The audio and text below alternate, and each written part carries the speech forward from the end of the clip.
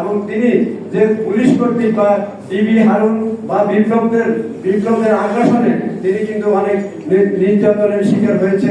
আমরা তার দীর্ঘ সুস্বাস্থ্য কামনা করছি এবং আমরা বলি এই জনতার অধিকার পার্টি আমাদের সাথে সবসময় আন্দোলন সংগ্রামে, আমরা দীর্ঘ আন্দোলন সংগ্রামে তিনি কিন্তু আমাদের পাশে ছিলেন।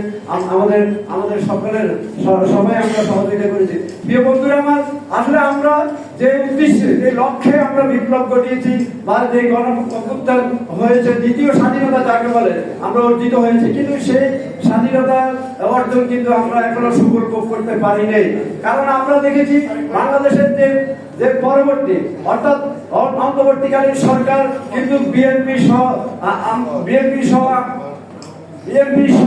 যে সমস্ত রাজনৈতিক দলের সমর্থনে আজকে তারা ক্ষমতায় এসেছে। আমাদের মূল লক্ষ্য ছিল দ্রব্যমূল্য নিয়ন্ত্রণ করা এবং রাষ্ট্র সংস্কার করা, রাষ্ট্র মেরামত করা, কিন্তু আমরা দেখেছি সেটা ধীরগতিতে হচ্ছে। দ্রব্যমূল্যের সিন্ডিকেট বাঁধতে পারলে কিভাবে দ্রব্যমূল্যে নিয়ন্ত্রণ করবে? আজকে আওয়ামী লীগের সেবকরা, অর্থাৎ আওয়ামী লীগের শেখ হাসিনা দোসররা আজকে বিভিন্ন সেক্টরে বসে থাকি, তারা বিভিন্নভাবে ষড়যন্ত্রে লিপ্ত হয়েছে।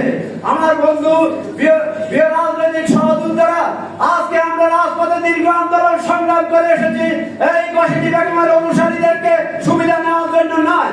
অতএব আপনারা যারা উপদেষ্টা মন্ডলী আছেন, আপনারা অন্তর্বর্তীকালীন সরকারের যারা দায়িত্বপ্রাপ্ত আছেন, তাদেরকে আমি সতর্কভাবে বলতে চাই, আমরা রাজপথে আন্দোলন সংগ্রাম করেছি, দীর্ঘ আন্দোলন সংগ্রামের মাধ্যমে আজকে আমরা এই ঘসিটি বেগমকে বিদায় করতে পেরেছি। কিন্তু আমরা তার অনুসারীরা বা তার দোসররা আজকে বাংলাদেশের বিভিন্ন সেক্টরে তারা বিভিন্নভাবে ইনিয়ে ষড়যন্ত্রে লিপ্ত হয়েছে। এই ষড়যন্ত্র বন্ধ করতে হবে। আমাদের নেতা জনাব তারেক রহমানের ৩১ দফা বাস্তবায়ন করতে হবে। আজকে ৩১ দফা যদি বাস্তবায়ন করা হয়, রাষ্ট্র সংস্কার, রাষ্ট্র মেরামত করা হয়, তাহলে এদেশে আমরা হয়তো এই অর্জনকে আমরা সফল পাবো বলে আমি মনে করছি।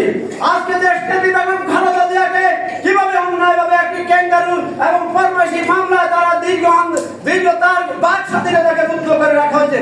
বেগম খালেদা জিয়ার বাক স্বাধীনতা রুদ্ধ করা মানে এদেশের প্রতিবাদী মানুষকে রুদ্ধ করা হয়েছে।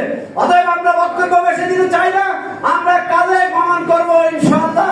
আগামীতে আমরা বলে দিতে চাই, একটি অবাধ সুষ্ঠু গ্রহণযোগ্য নির্বাচনের স্বার্থে এক নির্বাচন কমিশনকে পুনর্গঠন করে গ্রহণযোগ্য নির্বাচনের দাবি জানিয়ে আমি সবাইকে ধন্যবাদ জানাই। আসসালামু আলাইকুম ওয়া রাহমাতুল্লাহি ওয়া বারাকাতুহু।